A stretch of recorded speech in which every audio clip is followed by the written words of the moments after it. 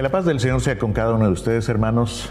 En este día, en la ciudad de Cancún, estamos en el canal de Veracidad Channel, muy contentos por iniciar un nuevo programa en el cual vamos a tratar diversos puntos a partir de esta fecha. Hoy vamos a iniciar con un tema que parece ser para muchas personas muy conocido: los 10 mandamientos, que vienen en la palabra de nuestro Dios y que parece para muchas personas muy antiguo, muy raro, para algunos como que ya está en desuso. Pero quisiera yo tratar de compartir con ustedes esta información que yo he adquirido al paso de los años. No hay un documento en toda la literatura universal como los 10 mandamientos. En él hay consejos morales, pensamientos buenos, tal vez una forma legal que dice que si haces esto vas a recibir esto. Pero nada parecido a los 10 mandamientos, que no ofrecen nada, curiosamente, a excepción del 5º mandamiento, donde dice: honrarás a tu padre y a tu madre, ¿sí? Y te dará más largura de días. Y no aparentemente nada, porque el código de Dios no requiere justificación. Él es Dios. Él es el que nos está diciendo cómo debemos de comportarnos si queremos ser su pueblo. Porque desgraciadamente muchas personas piensan que ¿cómo voy a aplicar los 10 mandamientos? Definitivamente yo le digo a una persona: cuando usted no pertenece a la nación de Dios, no tiene por qué hacerlos. Viva la vida como quiera y lo más seguro es que no le va a salir adecuadamente. La palabra de nuestro Dios nos dice que debería de estar escrito estos 10 mandamientos en el corazón del ser humano, no en piedras, como originalmente cuando vemos la historia de los 10 mandamientos, cuando sube Moisés al monte y trae una tabla. Muchas personas piensan que ahí es donde debería de estar esto. No, la palabra de nuestro Dios debería de estar en nuestro corazón, y principalmente porque si consideramos el 4º mandamiento, donde dice Dios que le da al pueblo algo que no tenía antes en su historia de esclavo: un día de reposo, un día donde se puede relacionar con Dios. Pero desgraciadamente los hombres no entendieron muchos de estos conceptos, aún en el Sinaí, e inmediatamente se fueron a los dioses que tenían antes, como el becerro de oro.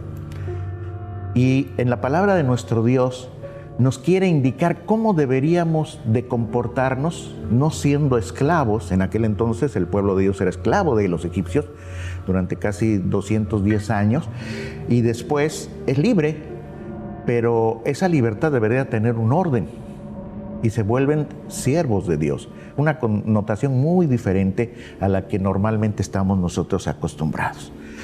Y muchas veces, cuando la palabra de nuestro Dios nos habla de diferentes aspectos, es porque desgraciadamente en la naturalidad de la gente es normal. Cuando nos dice no robarás, se refiere a muchos aspectos de nuestra vida.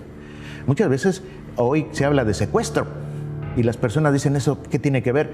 Pues es que no debes de robar a una persona, ni para maltratarla, ni para venderla, ni para aprovecharte de ella.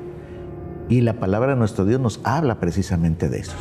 Ahora la pregunta es: ¿cuántas personas cumplen los 10 mandamientos? Muy pocas.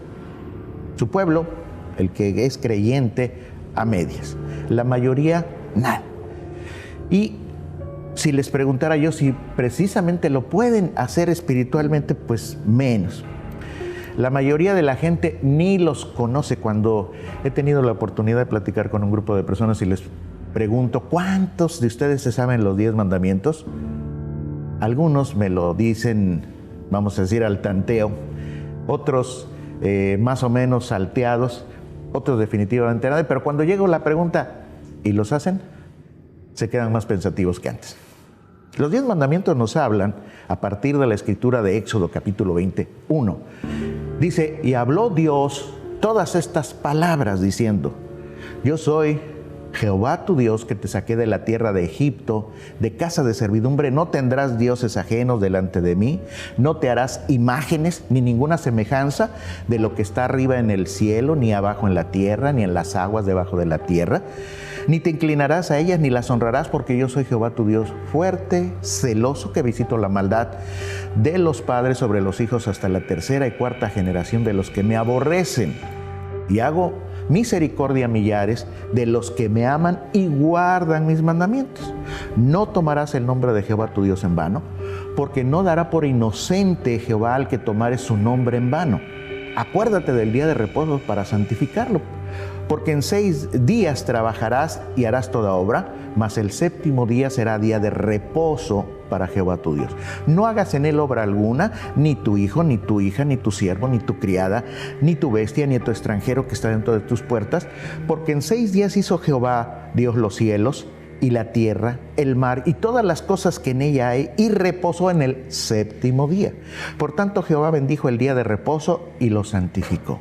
Honra a tu padre y a tu madre, para que tus días se alarguen en la tierra que das. No matarás, y en realidad la palabra es no asesinarás. No cometerás adulterio, no hurtarás, no hablarás contra tu prójimo falso testimonio, no codiciarás la casa de tu prójimo, no codiciarás la mujer de tu prójimo, ni su siervo, ni su criada, ni su buey, ni su asno, ni cosa alguna de tu prójimo. Definitivamente muchas personas en algún momento de su vida han escuchado por lo menos alguna parte de estos mandamientos, ¿sí? Pero muchas veces eso es una cosa que lo hayan escuchado y otra cosa que se les haya quedado. Y estas instrucciones, hermanos, más que reglas donde pensamos que como ley tendríamos que ser llevados por un policía cuando las invalidamos y tenemos que recibir un castigo por medio de un juez, más bien son instrucciones. La palabra de nuestro Dios en los mandamientos son instrucciones donde nos dicen cómo debemos de comportarnos, ¿sí? ¿Y quién es Dios? ¿Sí? Hay que entenderlo para poder aceptar o no sus instrucciones, ¿sí? Hay varios conceptos equivocados sobre Dios. Algunos lo ven como una fuerza impersonal que rige el universo. Otros lo ven como un Dios severo, un juez severo que va a castigar a la humanidad. Otros lo ven como un guerrero violento que lanza a la gente a la batalla. Otros dicen que es una idea primitiva inventada por gente ignorante. Otros lo ven como un padre distante e indiferente, que nada más cuando él tiene la oportunidad se acuerda. En realidad, los conceptos que tenemos de Dios reflejan más la conducta humana que lo que Dios realmente es. Cuando pensamos en el fanatismo religioso de diferentes épocas, las cruzadas, las guerras cristeras, ¿sí? Hoy el yihad religioso musulmán y las supuestas guerras santas, nos dan razón de que el concepto de Dios, ¿sí?, no es el concepto normal que establece la Escritura. Para entender quién es Dios tenemos que entender el primer mandamiento. Yo soy Jehová, tu Dios, que te saqué de la tierra de Egipto, de casa de servidumbre. No tendrás dioses ajenos delante de mí. Muchas personas cuando empiezan a leer las Escrituras dicen que el primer mandamiento es, nada más hay un Dios. Sí, pero ¿por qué Dios les establece a ese pueblo que yo soy el que te saqué de la tierra de Egipto? Porque efectivamente esto fue un hecho que aconteció hace más o menos 2000 años, allá en Egipto, donde un pueblo descendiente de un hombre llamado Abraham, Isaac, Jacob, llegó con 70 varones, Jacob, su familia, y salió un pueblo más o menos como 2,5 millones de seres humanos que se habían pasado toda su vida, ¿sí?, varias generaciones, como esclavos. Clamaron a su Dios y Dios los escuchó y los sacó. Entonces, eso es lo que le da a este Dios al cual habla la Escritura la autoridad para decirle, yo fui el que te saqué. ¿Sí? Para muchas personas, desgraciadamente, todavía no los ha sacado. Y ese es precisamente el trabajo que envió a hacer a su Hijo amado. Así como a Moisés lo utilizó Dios para sacar a su pueblo de Egipto, Dios envía, hace más o menos 2000 años, a su Hijo amado para sacarnos ahora no de una esclavitud literal, sino de una esclavitud espiritual, del pecado. Y Dios está esperando que como ese pueblo salió y empezó a darles instrucciones, les empezó a dar enseñanzas, así también ahora a las personas a las cuales los libra de ese faraón, de ese diablo que domina sus vidas. También nos quiere dar una libertad, pero con reglas, donde sepamos cómo vivir nuestra vida, ¿sí? Muchas veces las personas empezamos a pensar, bueno, ya acepté al Señor Jesucristo, ya de alguna manera siento un poco mejor mi vida, pero ¿y eso qué tiene que ver? No. Así como ese pueblo es precisamente lo que nos muestra las Escrituras.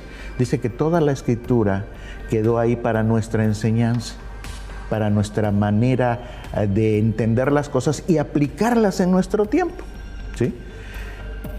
Dios, cuando le dijo a aquel pueblo que lo iba a sacar, lo iba a rescatar, lo iba a redimir y lo iba a llevar a la tierra prometida, así también en este tiempo, ¿sí?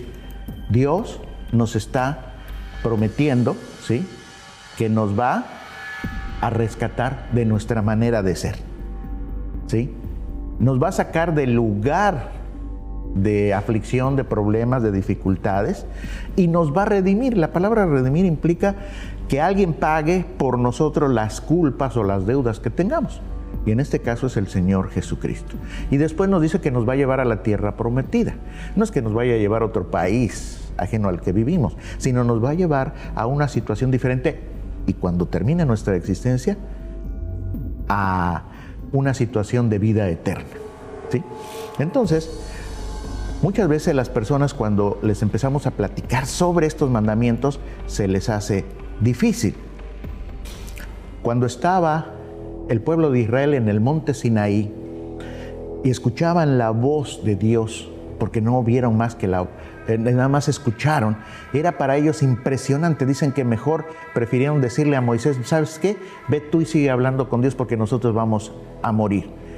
Y efectivamente, lo que estaba tratando de hacer el Señor es decirle, como vamos a decir, como en una relación de una pareja, en donde el joven le promete a la joven con la que quiere casarse, con la que quiere tener descendencias, yo te voy a cuidar, yo te voy a proteger, te voy a llevar a nuestra casa y vamos a vivir una vida agradable. Eso es precisamente lo que Dios le va a establecer a ese pueblo con los mandamientos. Para nosotros es muy raro escuchar esta situación porque les platicaba alguna vez que cuando alguien se casa, pues lo único que llegan es a presentarse delante de un juez, el juez les dice los nombres, la edad, que si están de acuerdo, y esos datos se asientan y con la autoridad que le da el gobierno realizan esa situación, y el documento llamado acta de matrimonio lo guardan y a veces no se acuerdan dónde queda. En el sistema judío hay una forma muy especial, una hoja que se llama ketubá, que es donde se establecen las condiciones donde el joven que quiere casarse con la mujer le dice lo que le va a ofrecer. Yo te voy a proteger, te voy a proveer casa, alimento, te voy a dar esto y voy a cuidar a nuestros hijos en las buenas y en las malas. Y además hay una adición que dice, en caso de que por alguna situación yo te deje de querer y te vayas a ir, te voy a tener que pagar una cantidad. Eso es básicamente lo que son los 10 mandamientos para nosotros, y básicamente lo que Dios está pidiendo a este pueblo es que le haga caso. Por eso decía ahí en Éxodo 19, dice, vosotros me seréis un tesoro especial, un pueblo especial, un pueblo de sacerdotes y gente santa, porque Dios es santo. Entonces, en el primer mandamiento, cuando dice yo soy Jehová tu Dios, que te saqué de la tierra de Egipto, y nos dice no tendrás dioses ajenos, está haciendo una referencia a aquellos dioses a los cuales, ¿sí?, Dios envió 10 plagas cuando estaban en Egipto, y los dioses de los egipcios, que no eran 10 nada más, eran mucho más, no pudieron hacer nada. El Nilo, las ranas, los piojos, el granizo, el fuego, la destrucción de los animales, las langostas y por último la muerte de los primogénitos. A Faraón y a su hijo se consideraban dioses, y cada uno de estos dioses representados por estos fenómenos, Dios los destruyó. Por eso les dice, nada más tendrás un solo Dios. Ahora bien, la realidad es que cuando todo esto se lleva a cabo, ¿sí? O sea, primero Dios lo saca con mano poderosa al pueblo de Israel de Egipto, lo lleva al desierto, en el Sinaí, y ahí es cuando Dios con ese pueblo realiza algo que se llama boda, un pacto, un acuerdo, con una pareja decide juntarse, reunirse, y delante de alguna autoridad se le pregunta a la pareja si acepta a tal o cual persona, joven o la mujer, y las condiciones en las que se van a reunir. Hay muchas maneras de decir los votos de una boda, pero Dios simplemente lo que hizo fue darle los mandamientos a ese pueblo. Y esto lo que empezó a hacer es precisamente de esta manera le dijo el Señor: ahora pues, si dieres oído a mi voz y guardares mi pacto, vosotros seréis mi especial tesoro sobre todos los pueblos que están sobre la tierra. Y la novia dijo efectivamente, acepto. ¿Cómo lo dijo? Haremos y oiremos todo lo que nos diga Dios, ¿sí? Y eso es precisamente lo que le fue a expresar Moisés a ese pueblo. Y entonces empieza a detallarle cada una de las condiciones. Así como un hombre le diría a su novia, sabes que ya no quiero que me hables de tus novios anteriores, ya no me vayas a sacar una foto de él. Así también Dios le dice a su pueblo, sabes que nada más voy a ser tu Dios y no hay dioses más. De por sí el pueblo y casi la mayoría de las gentes tenemos la tendencia a recordar cosas pasadas. Este pueblo vivió durante muchos años con esos ídolos y pensaban efectivamente que ellos tenían poder. Pero ahora, cuando Dios nos empieza a dar estos mandamientos, nos dice que tenemos que creer en un solo Dios y está prohibida la idolatría. Y esto se refiere específicamente a lo que Dios va a esperar de ese pueblo, ¿sí? Esas son las instrucciones que les está dando para iniciar esa relación, ¿sí? La creencia en un solo Dios nos va a mostrar que efectivamente Él es el que creó los cielos y la tierra. ¿Sí? Yo soy Jehová, tu Dios, que te saqué de la tierra de Egipto, de casa de servidumbre.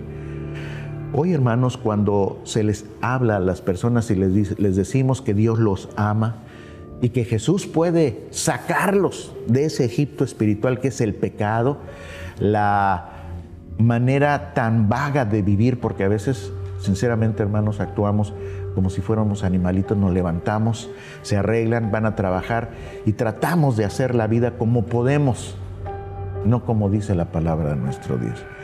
Y cuando Dios nos muestra por medio de Jesucristo que podemos cambiar nuestra vida, ¿sí? Lo que necesitamos es seguir su ejemplo. Jesucristo decía en su tiempo de vida, ¿sí?, que Él hacía la voluntad de su Padre que estaba en los cielos. Cuando les daba ejemplo a sus discípulos, Él mostraba lo que decía la palabra de Dios su Padre y empezábamos a considerar su enseñanza como la guía de nuestra vida, ¿sí? Entonces Dios espera que en ese momento empecemos a considerar si efectivamente nuestros votos se basan en algo que se llama fidelidad. Mi Dios va a ser mi Dios eternamente y yo voy a ser su pueblo eternamente. Y la fidelidad se basa también en una palabra que se llama fe. Y la fe es la certeza de lo que no se ve pero se espera. Muchas veces hoy, cuando un matrimonio se reúne, lo que espera es que la pareja, tanto el varón como la mujer, sean fieles, que no vayan a irse con otros personajes y que el amor se centre en cada uno de ellos. Por eso precisamente los hijos son el resultado de ese amor. Pero muchas veces nosotros actuamos hoy en este tiempo, cuando se casa una pareja, lo único que dicen, hasta que el amor se acabe. Antes era hasta que la muerte los separe, hoy es hasta que el amor se acabe. Y desgraciadamente el amor se puede acabar en unas horas. Dios espera ahora que independientemente de los sentimientos que podamos tener, que son muy bonitos, muy interesantes, pero más bien la certeza de que el compañero nos va a ser fiel hasta el final y que nos va a acompañar en las buenas y en las malas, debería tener nuestra certeza. Entonces, cuando Dios espera, ¿sí?, que pongamos nuestra confianza en Él, es porque Él va a ser fiel, ¿sí? y nos dice, ya no eres esclavo, ya eres libre, pero libre para obedecerme, libre para hacer lo que yo te estoy indicando, libre para que hagamos una nueva vida. Y Dios espera precisamente que el hombre y la mujer, cuando acepte al Señor Jesucristo, se dé cuenta que antes, yo me recuerdo muy bien esta experiencia cuando a Jesús le mostraron a una mujer que había adulterado, y la llevaron delante de su presencia. Aquella mujer esperaba simplemente la muerte porque había desobedecido la ley de Dios. Y cuando le preguntan a Jesús, ¿tú qué dices? Tenía dos respuestas nada más. Si estaba de acuerdo con la ley, tendría que decir, mátenla.